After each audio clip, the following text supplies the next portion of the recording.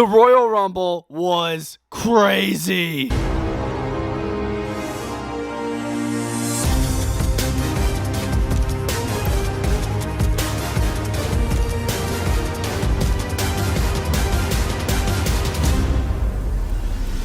What's up, guys? The phenomenal AJ Styles, and you're watching Bretto Live. What is going on, guys? Bretto Live back with another video, and today we're going to be talking about the WWE 2024 Royal Rumble. We're talking about the entire pay-per-view. Both Royal Rumble matches, our main Undisputed Universal Championship match, and our United States Championship match. The entire show in this one video. Winners, losers, my thoughts, WWE action figure setup style. Let's go! Speaking of let's go, we opened up the show with Pat McAfee being introduced as a special guest commentator. I believe they did the same exact thing last year, but just Michael Cole didn't know about it. Michael Cole knew about it this time. Pat McAfee was a special guest commentator the entire show until he entered the Royal Rumble, which I will get to towards the end of the video, so stay tuned for that. But yeah, Pat McAfee did a great job on commentary. I'm always into him commentating matches. It's funny. It feels real. I like it a lot. And I'm into Pat McAfee. He's pretty good. We opened up the show with the Women's Royal Rumble match. No better way to open up the show. Seriously, get the crowd hyped up. The Women's Royal Rumble gonna be a banger, and it absolutely was. The entrant that drew number one was Natalya, and I was like, okay, yeah, whatever.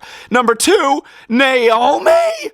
Feeling the glow, I definitely was. Holy cow, here comes Naomi. She was kicking ass up in that ring, bro. I loved seeing Naomi go to town in there. It was awesome. You also saw a little debut of Roxanne Perez up on the main roster from NXT, which was pretty dope. R-Truth came out during this match, and he thought he was in this Royal Rumble, but it was the Women's Royal Rumble. Bro is absolutely delusional. He comes out, thinks it's the Men's Rumble, and then he gets sent away by Adam Pearce. I thought that was pretty funny. And he kind of caused Valhalla to be eliminated as well. Hysterical stuff. We finally saw the debut of Jade Cargill in this match. Thank God. She's finally here on the main roster, looking absolutely fantastic. Liv Morgan was the number 30 entrant, which I thought was pretty cool. I did like that. Yet all the main guys in there that everybody thought was going to win, like Bayley, Becky Lynch, Bianca Belair, Nia Jax. Jade Cargill was the ultimate person that eliminated Nia Jax single-handedly. Normally it takes multiple superstars to eliminate Nia Jax, but not this time. Jade Cargill took care of Nia Jax single-handedly. Final three, you're looking at them. Liv Morgan, Bayley, and Jade Cargill. I almost forgot to mention Jordynne Grace, the TNA Women's Champion, makes her random WWE debut looking like an absolute beast, eliminating multiple superstars, just looking like a freaking stud out there as TNA Women's Champion. I can't believe they do that. They bring in like superstars from like TNA. They did Mickie James one time, and here's Jordynne Grace. Jordynne Grace looks great, bro. I feel like WWE should look to sign her in the future. She is an absolute beast. But back to the final three. Crazy ending to this final three. Liv Morgan hits an Oblivion on Jade Cargill, and Liv Morgan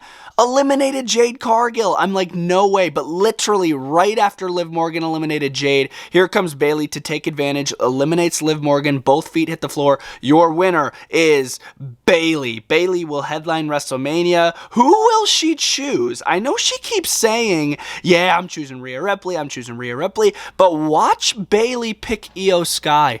Watch some controversy go down inside of Damage Control, and Bayley chooses Io Sky. Watch it happen. You never freaking know. I mean, most likely she's going to choose Rhea, but you never know, dude. As far as this Women's Royal Rumble in a whole, I really freaking enjoyed it, dude. From the returns, to the moments, to the moves, to the winner itself. I'm happy that Bayley won in the end. That's who I predicted in the prediction video, so I'm very happy with that. I was expecting a little bit of Jade. I kind of thought Jade was going to win at some points, but no. Bayley takes the dub in the end, looks great, points at the sign, the fireworks go off, and man, I am hyped for Bayley, dude. Right after the Women's Royal Rumble, shockingly, we jump to our Undisputed Universal Championship match, where Roman Reigns had to defend his Undisputed Universal Championship against three other men. The first time Roman's ever defended in a Fatal 4-Way. He fought LA Knight, AJ Styles, and Randy Orton. I was really looking forward to this Fatal 4-Way match, but they had to do us dirty again.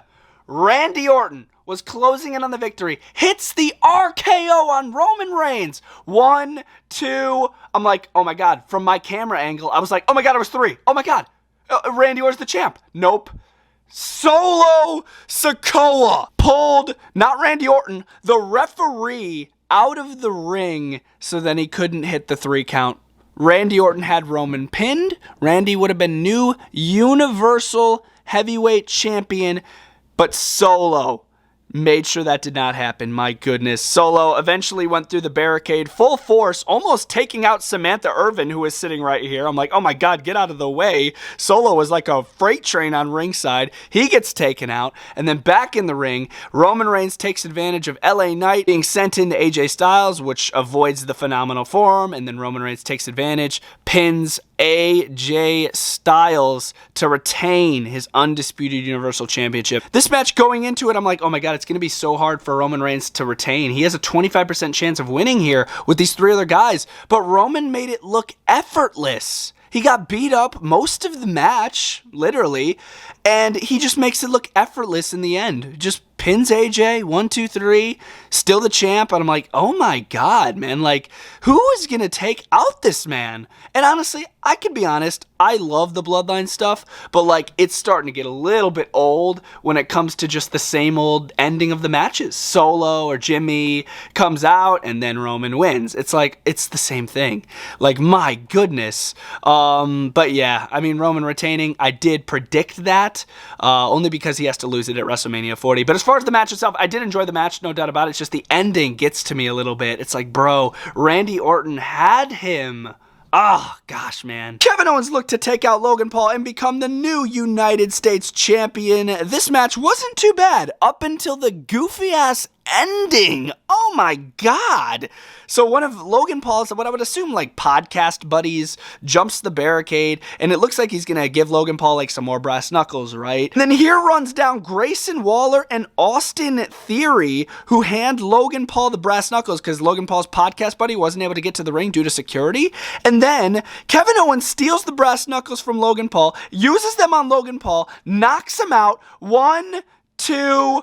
The referee stops counting, and I'm like, oh my God. The one time that the referee sees the cheat weapon is when Kevin Owens is about to get the pinfall for the United States Championship. I'm like, are you kidding me? He saw the brass knuckles on the hand of Kevin Owens. He stopped counting, and he rang the bell. Disqualification. Logan Paul retains the title. I'm like, what a dumb way to end this match. I had Kevin Owens winning the United States Championship here, and he didn't. I was like, are you kidding me right now? Guaranteed we're going to see another match between these two, most likely at Elimination Chamber, if I had to guess, in Perth, which hopefully we do, and Kevin Owens wins there because, my goodness, I am sick of Logan Paul being the United States Champion, man.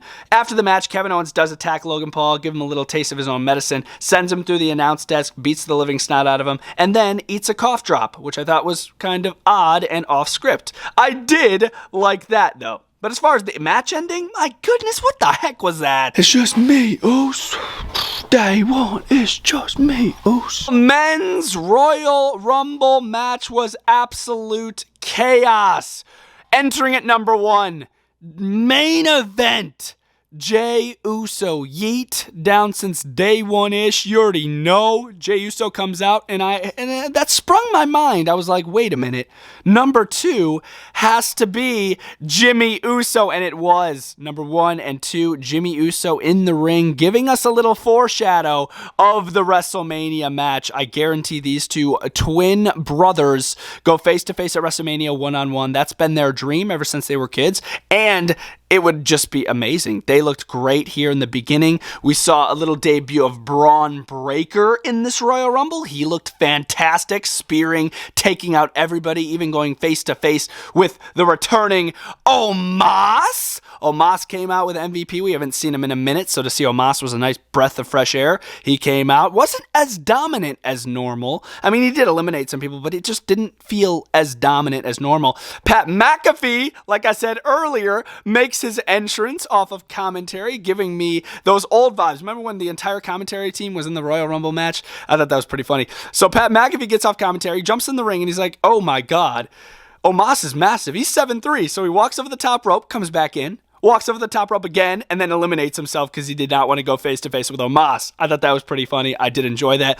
How can I forget the return and the re-debut of Andrade? Of course, being in AEW pretty recently, and here he is back in WWE. It's amazing to see Andrade here. Santos Escobar looked to recruit Andrade in this match, probably to Legado de Fantasma, but it didn't really work out too well. Andrade, he said nope, and he sent Santos over the top rope, which I thought was pretty cool. The controversy continues between Karrion Kross and Bobby Lashley in this match. Karrion Kross eliminates Bobby Lashley after Karrion Kross was already eliminated because Kross is no good. He's not a good wrestler. So he was already eliminated, but he eliminates Bobby. He was already eliminated. It breaks down between AOP and Street Profits run out, and they weren't even part of the Royal Rumble, but it just breaks down. Brawl backstage as Ludwig Kaiser is entering. I thought it was really funny seeing Ludwig's facial reactions as they were just brawling up the entrance ramp. I enjoyed that.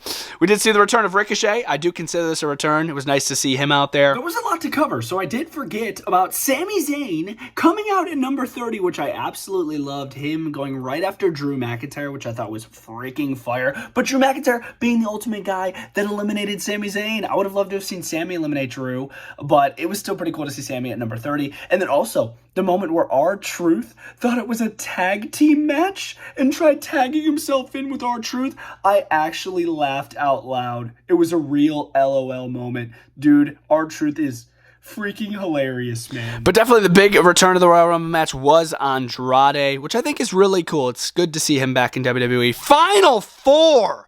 It was Drew McIntyre, the Ring General Gunther, Cody Rhodes, and CM Punk. CM Punk eliminates Drew McIntyre. How crazy is that? You gotta think Drew's gonna be gunning after CM Punk for a little rivalry before WrestleMania. I guarantee that. Drew is not happy with Punk. You could see it in his eyes, bod. Gunther gets eliminated, which I thought was kind of shocking. He gets eliminated by Cody Rhodes, who sends him over the top rope. The same exact way he eliminated him last year when they were the final two, which I thought that was very reminiscent and very cool. Gunther had a really dominant performance in this match. And then the final two was the Punk of Personality up against the Nightmare of America. It was freaking amazing. These two brawled out, finisher after finisher. Crossroads, freaking go to sleep. This was a great final two right here. Had me thinking the entire time it could have went either way. You had Seth Rollins and Roman Reigns watching up in the skyboxes who's going to win this match. Cody Rhodes eventually sends CM Punk over the top rope to win back-to-back Royal Rumbles. Hasn't happened in 24 years. The last man to do it was Stone Cold Steve Austin. Absolutely insane. Cody Rhodes has won the 2023 and the 2024 Royal Rumbles. Back-to-back years. Absolutely insane. Points to the Mania sign. He will be facing Roman Reigns. He hasn't announced it yet. He could choose either the Seth or Roman, but he doesn't have to. He's going to finish the story, and he's going to fight Roman Reigns at WrestleMania 40 and beat the tribal freaking chief, and I hope I'm there for it. CM Punk, his attire looked awesome. Let us get a figure of that, please. My goodness. And dude, where does CM Punk go from here? Don't be worried, CM Punk. You're still going to face Seth at WrestleMania. I guarantee that. You didn't even have to win this Royal Rumble. You're still going to face Seth. I guarantee it. Cody, felt great for him. It really did. I don't know if some people are going to be disappointed about a back-to-back Royal Rumble winner. Maybe you are. Maybe you aren't. But I like it. I feel like he deserved it. I feel like he's still the top guy.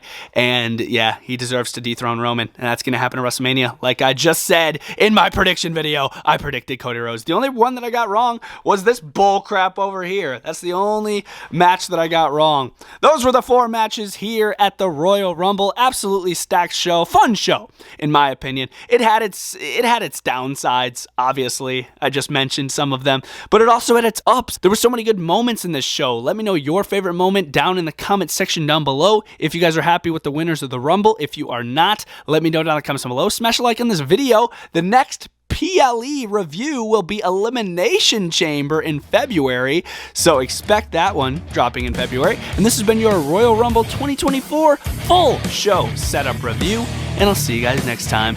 This is Bretto Live, signing out. Love is so evil, love is at its days. It just consumes you until